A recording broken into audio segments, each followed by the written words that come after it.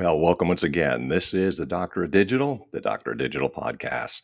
Purpose of the show is to transform your business and life with education and inspiration. I introduce busy business leaders to trends in business technology and marketing to highlight people you should know. Are you ready to revolutionize your digital marketing strategy and unlock the true potential of your website? Join me as we dive into the world of effective online engagement with my guest, James Hipkin, a seasoned expert who's about to share his insights on capturing visitor attention in just 6 seconds. From his unconventional start rushing in the rock and roll industry to working with giants like Wells Fargo, Apple, and Visa, James brings over 4 decades of marketing experience to the table. This former music graduate turned digital marketing guru has a unique approach that demystifies complex strategies for business owners and entrepreneurs.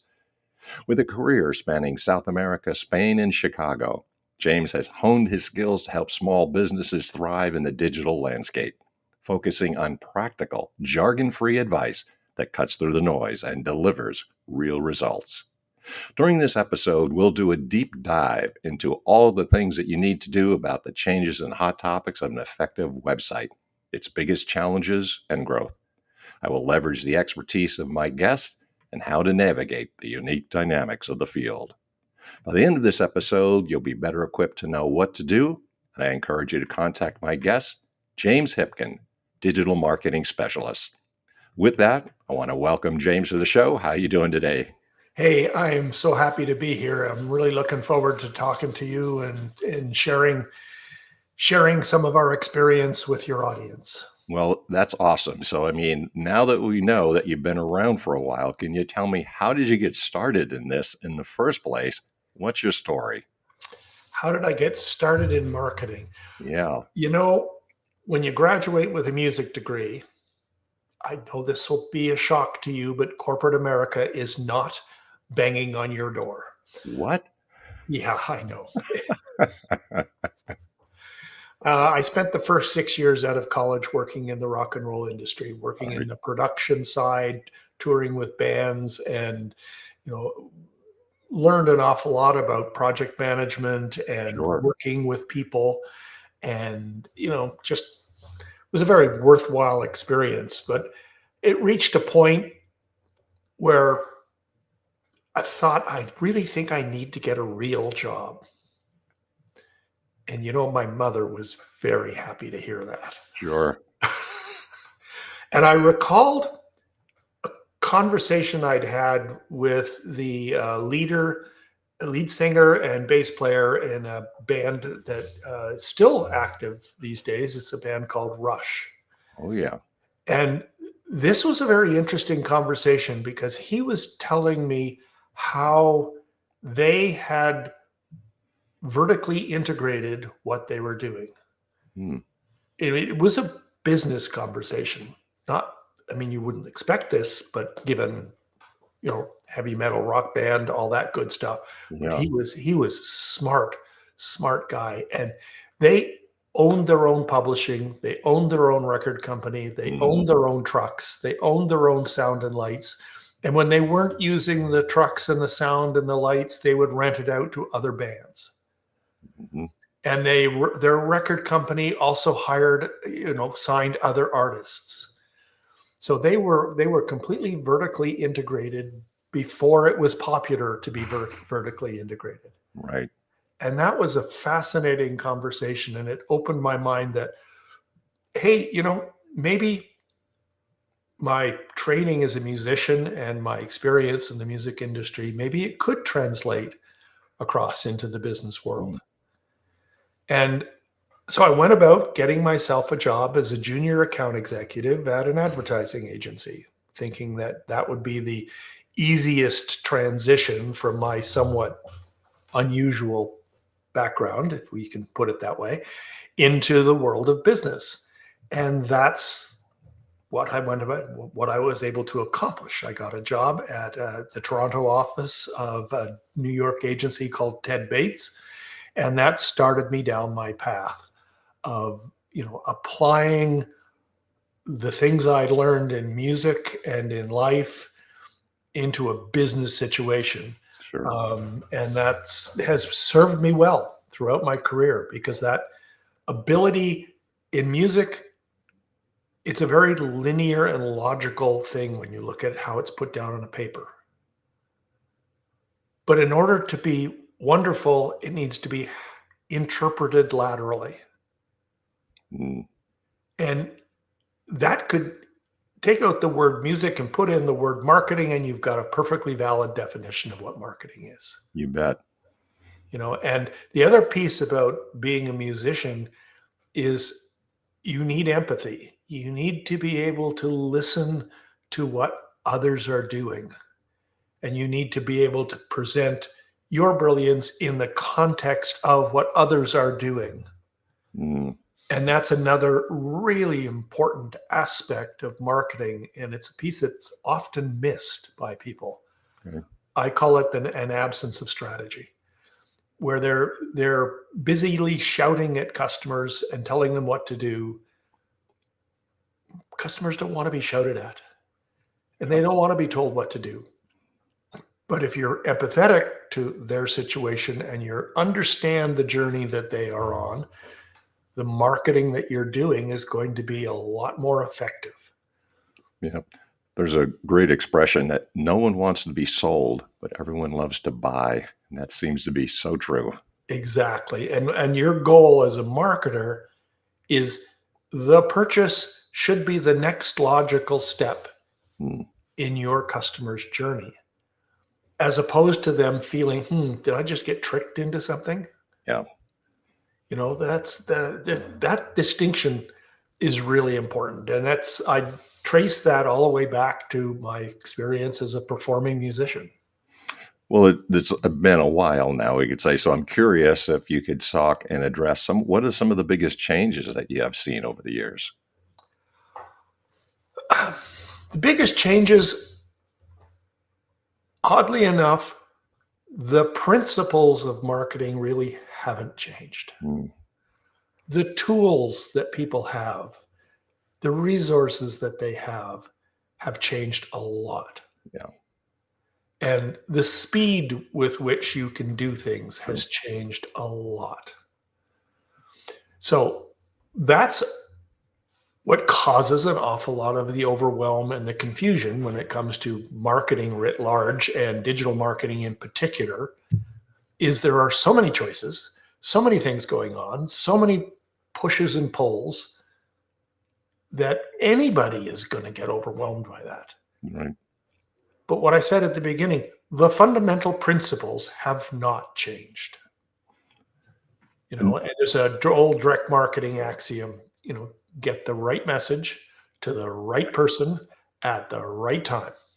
and I think there's your 6 seconds too, right? That's got to happen in 6 seconds. Well, the 6 seconds is a reflection of the reality of people's attention spans are very limited. And a lot of times marketers don't recognize that they do what I call inside out marketing, where it's all about them and they're shouting at folks. They're regurgitating everything they can think of on the homepage and expecting the consumer to sort out what's for them and what's Mm, not for them. And one of the more controversial things that I talk about is I want marketers to stop saying call to action, which is, people are like, wait, what? I spent my entire career. Everybody's told me I need to have a call to action. I need to have a call to action. A call to action is a marketer shouting at customers and telling them what to do. mhm, What I want you to do is replace the call to action with pathways. People like you pathways that call out to an audience, a segment in the audience. And people like you are interested in this sort of thing. And we've got information about that. mm, Button that says learn more. Now, effectively, a call to action and a pathway are exactly the same thing. But the mindset shift is very important, sure. because when that consumer chooses that pathway, two powerful and important things have happened.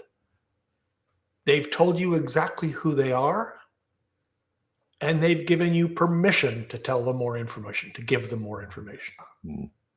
right? Well, where would you rather be as a marketer? You You know, know, you're they're in the driver's seat and you're showing them here's the road to go on, which is your path. right. And that's in that way you're supporting the journey that they are on, which is building relationship, building trust. And when they choose to purchase your product or service, there it's the next logical step in their journey. You know, a lot of people are banding around this whole idea, so I need to ask. It's the hot topic, so it might be what you're saying is the tools and things are changing so rapidly. But what would you say are some of the things that you would say hot growth areas, or things that really people should be thinking about considering? Well, I think AI is something that is, you know, it's what email marketing was when email was first introduced. Right? It's going to be hugely important. It's still in the very early stages of this. It's Yep. still very nascent, and there's an awful lot of people who are experimenting with it. I'm experimenting with it. We're Right. developing a number of products that are going to use AI. I don't spend a lot of time talking to my customers about how the sausage is made. What they're looking for is a result. Yeah. And the same issues, that principle that we talked about, the difference between tactical and strategic, and recognizing that, without a strategy, you're just making pretty noise. The same thing applies to how AI is going on. There's a lot of people using AI in a very tactical way, and it has a use there. I mean, one of the things about websites is that website designers have co-opted a concept out of the interior design industry about how color works, the 60-30-10 color strategy, where Mhm. 60% of the colors on the website are background colors, 30% are your primary and secondary colors, and then 10% are the accent colors. This is why there's a red pillow on a sofa in that picture in Architectural Digest, right? Yeah. Um, I wrote a prompt and refined the prompt. Took about a month of trading outputs with designer friends of mine, and that you put in one hex code and it will generate a complete color palette that you can use for your website. That's a very tactical use of Mhm. AI, which, levels up. Is it going to be as good as a top tier designer can do? Probably not. Yeah. Is it hugely better than the average person can do? Absolutely, Sure. yes. Yeah. So I'm curious. There's no such thing as the average person, their needs, but might be some things that you could recommend a business owner to be thinking about. What would you say, and what kind of things would you offer? Maybe some ideas that they could mull over. Well, the key thing to have if you're a business owner is take the time to develop customer avatars. Hmm. Actually build out the four quadrants that are used in an avatar. The first quadrant is demographics. The next quadrant is characteristics. So demographics is who they are physically, Yeah. age, socio-demographic, all that kind of practical stuff. Demographics really help you with media selection. Characteristics is about who they are as people. Are they confident? Are they insecure? Are they is all of how do they think about things? Are they people searching for information? Are they headlines? Are they body copies? Who are they as people? Mm. And then what's their pain? What is the thing that they are struggling with? And then what's the gain that they get from you working with your services? And the order is that I just went through this is very important. Right. Demographics help you choose media, which is the platform that gets the message to them. Characteristics helps the marketer understand how to communicate with these people. Pain tells the marketer what to talk about. And then gain is your solution to this problem. And that order is in alignment with how the consumers are dealing with things. There's a very famous copywriting framework called PASS. You're probably familiar with it. Yes. It's an acronym for problem, agitate the problem, then solve the problem. And then I see so many websites. The very first thing that you see in the hero section of the website is, we solve this problem. That's not what the consumer's looking for. The consumer wants to know, first and foremost, do you understand the problem that they have? And it's a subtle distinction, but it's a very important distinction. The PASS framework is very effective and very often used because it works. And it can be very effective on a website as well. Don't lead with your solution, lead with their problem. It's Maslow's theory that you have to feel safe and secure first. And Right. this happens online as well in dealing with people. If I don't feel safe, I'm not moving. Right. For example, I will often ask a business owner, what's the primary objective of your website? Right. And they will give me a litany of things that they want the website to do. So we'll have a little discussion around the meaning of the word primary. There can only be one. Yeah, that's what it means.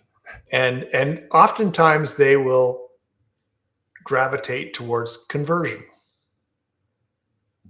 And this is, again, a little bit controversial, like my call to action thing. It's almost always wrong. The primary objective of the website should be confirmation. Conversion will come, but your first goal is to confirm in the mind of the visitor to your website that you understand who they are, you understand their problems, you understand what they're looking for. Because the obvious thing is they're thinking, did I come to the right place? Mm-hmm. And that is the second way amongst the 6 ways to engage a website visitor in 6 seconds or less. The second way is, am I in the right place? Yeah. If they're looking for you as a solopreneur and you're out there in networking and you're using your name and that's what people are looking for, make sure your name is loud and proud on your website. Don't disguise it in some fancy logo, because people they want to know, am I in the right place? They see the name that they're looking for and they'll go, right, I'm in the right place. Use colors consistently. Use fonts consistently. Use tone consistently. All of these factors support the idea of, I'm in the right place. And it's also a trust event. Yeah. Because they're just like, I feel good about this. As opposed to, is this what I was looking for? Yeah. What is this? What is this company name up here and this logo thing? What is this all about? What am I doing? You don't want people thinking about all that stuff. Yeah. You want them to go, right, I'm in the right place. And then they can move on in their journey to, okay, so does this person understand my problem? And that gets to the third way, which is give them a benefit-oriented reason to stay. Right? And that means understanding who they are. That's why we talked about the avatar and the journey map and those sorts of things. In the time we have, since we covered a lot of ground, I'm curious if you could just give a short idea of like, okay, here's some actionable tips. Like, how can I, if I'm listening, hear what you have to say and apply some tips like right away? Lead with the benefits, and then provide reason to believe. A very common mistake I see is testimonials buried in a carousel at the bottom of the homepage. True.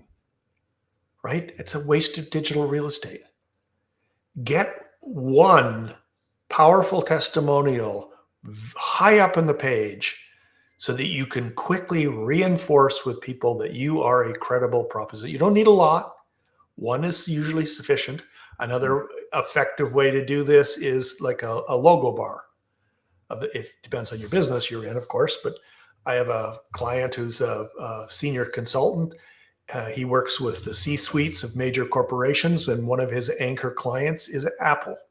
And he has permission to put the Apple logo on his website. Do you know how hard it is to get that?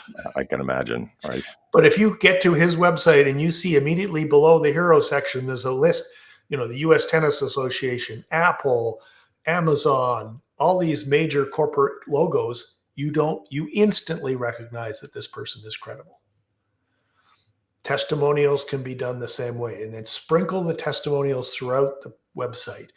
But make sure that the testimonial is germane to the topic that page is focused on, and get it high on the page.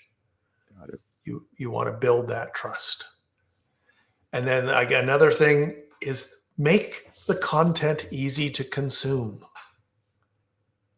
It sounds like an obvious thing, but it's a mistake I see all the time. True enough. Long line lengths. Newspapers are done in narrow columns for a reason. They're easier to read.